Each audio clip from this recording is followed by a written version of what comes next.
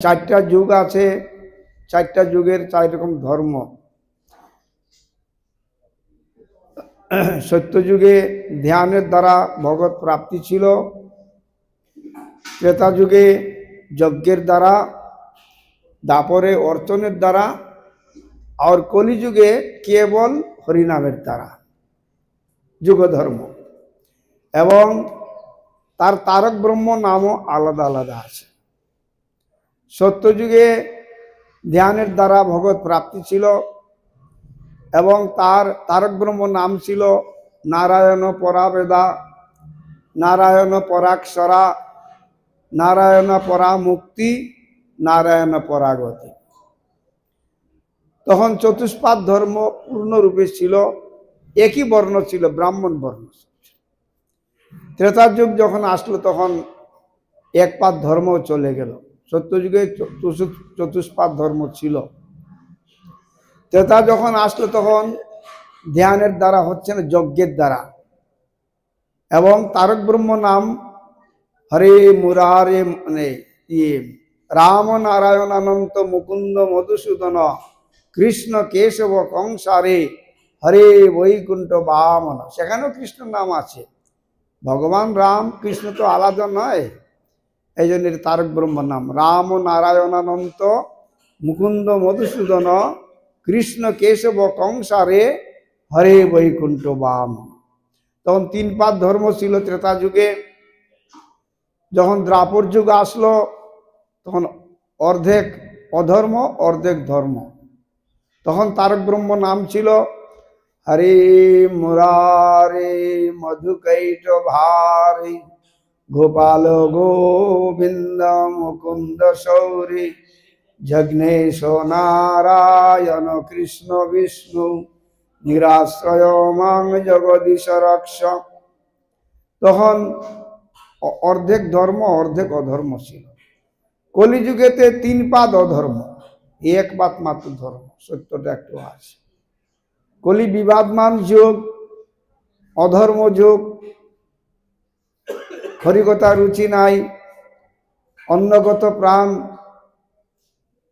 তারপরে শক্তিহীন, এইসব ভাগবতে শাস্ত্রে বর্ণিত আছে।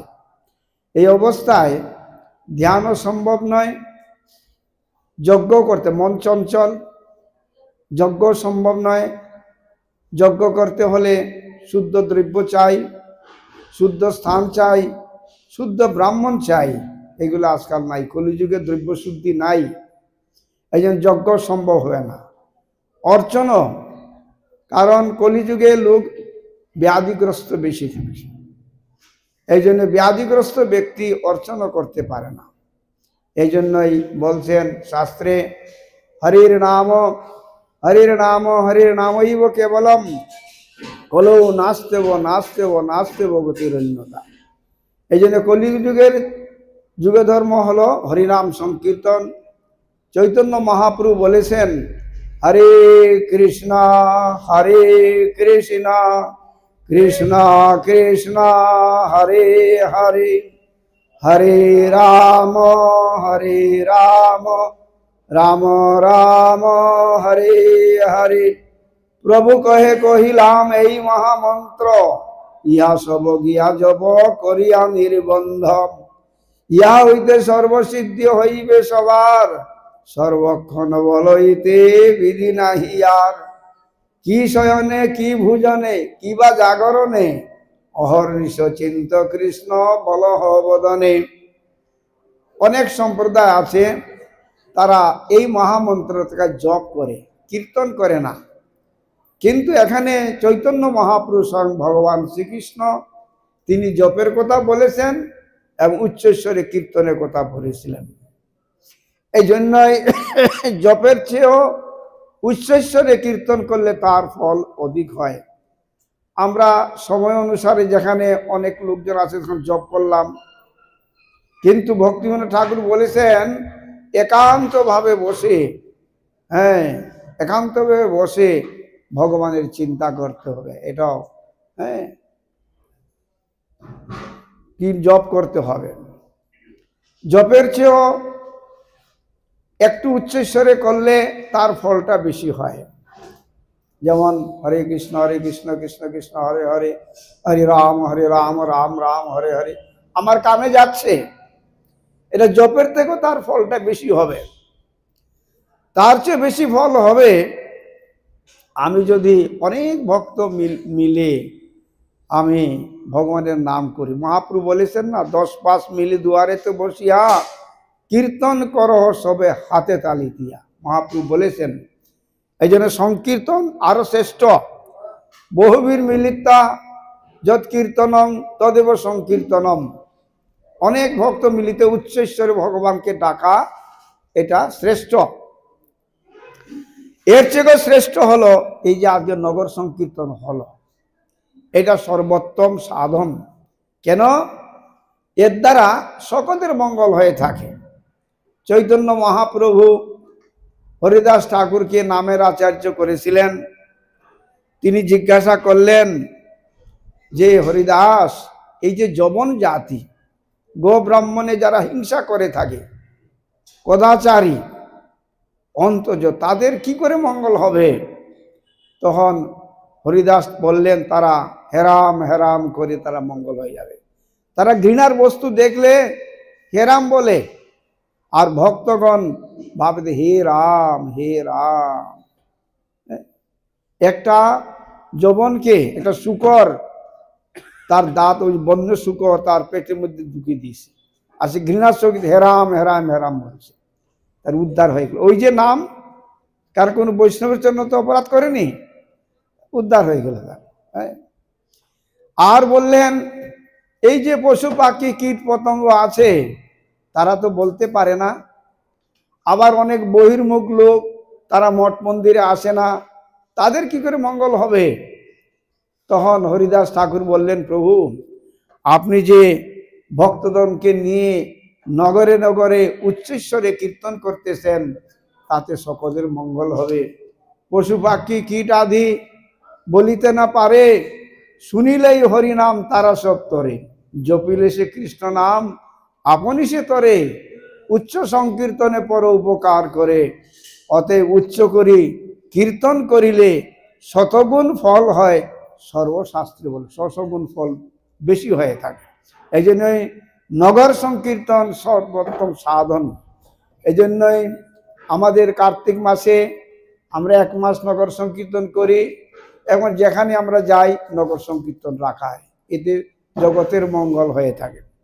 এখন কলিযুগের এই হলো যুগধর্ম হরিনাম। এখন বলছেন, বহু জন্ম করে যদি শ্রবণ কীর্তন, তথাপি না পায় কৃষ্ণ পদে প্রেমধন। অনেক জন্ম যদি কীর্তন করে তাহলে ভগবানকে পাবে না। তার অর্থটা কি? অর্থ হলো এই, কলিযুগের যুগধর্ম নাম সংকীর্তন, নিরপরাধে নাম লইলে পায় প্রেমধন। অপরাধ শূন্য হয়ে লহ কৃষ্ণ নাম, কৃষ্ণ মাতা কৃষ্ণ পিতা কৃষ্ণ ধনপান। এই 10 প্রকার অপরাধ আছে, এখানে ব্যাখ্যা করার সময় নাই। আপনারা দেখবেন আমাদের ভক্তিবিনোদ ঠাকুর হরিনাম চিন্তামণি গ্রন্থ রচনা করেছেন, সেটা আমাদের মঠের আচার্যদেব ত্রিদণ্ডী সাহেব বিষ্ণু ভক্তি বিচার বিষ্ণুমা তিনি হিন্দিতে করেছেন, এটা পড়বেন। তাহলে 10 প্রকার অপরাধ, 32 প্রকার সেবা অপরাধ, এইসব বর্জন করে ভগবানের নাম করতে হবে। অন্য মতলব নিয়ে হরিনাম করলে আপনি তার ফল পাবেন, কিন্তু ভগবত প্রেম ভক্তি লাভ হবে না। এই জন্যই ভগবানের প্রীতির জন্য ভগবানের নাম করতে হবে, তাহলেই ভগবানের আশীর্বাদ পাবেন। হরিনাম সম্বন্ধে সমস্ত শাস্ত্রেই নির্দেশ আছে।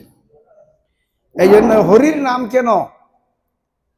হরিরেব সদারাধ্য সর্বদেবেশ্বরেশ্বর ইতরে ব্রহ্মরুদ্দান নাবজ্ঞায় কদাচন। হরি সকলে আরাধ্য, বেদে রামায়ণে চৈব পুরাণে ভারতে তথা আদাবন্তে চ মধ্যে চ হরি সর্বত্র গীয়তে।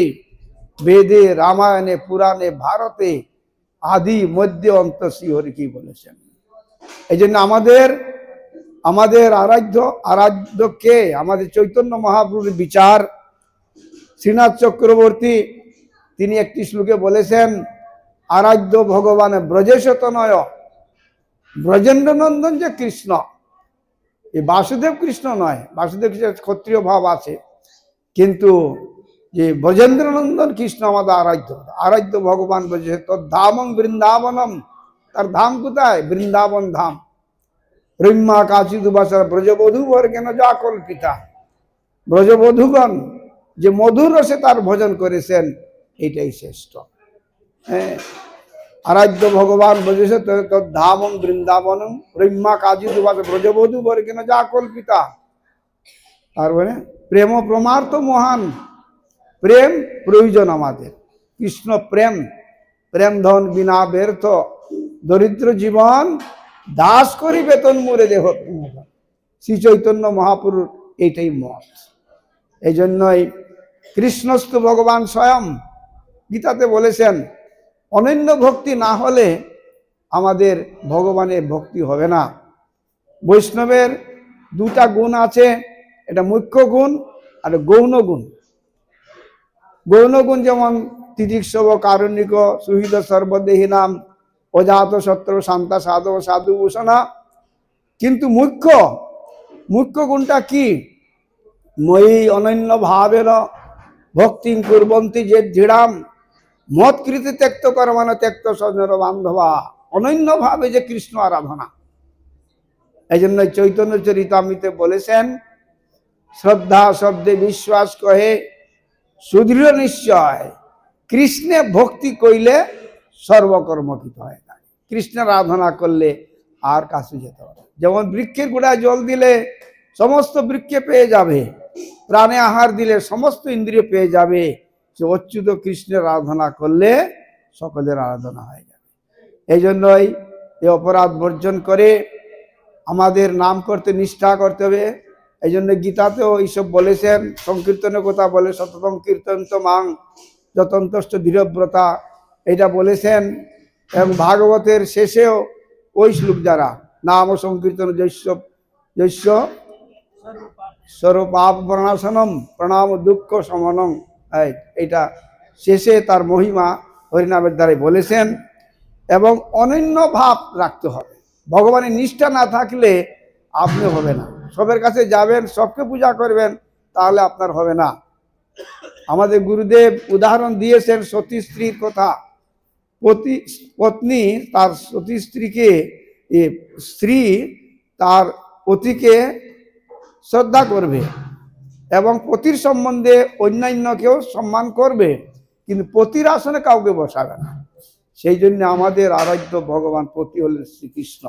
গীতাতেও বলেছেন, অনন্য চিন্তয়ন্ত মাং যে জনা পর্যুপাসতে তেষাং নিত্যাভিযুক্তানাং যোগস্কম বাহা।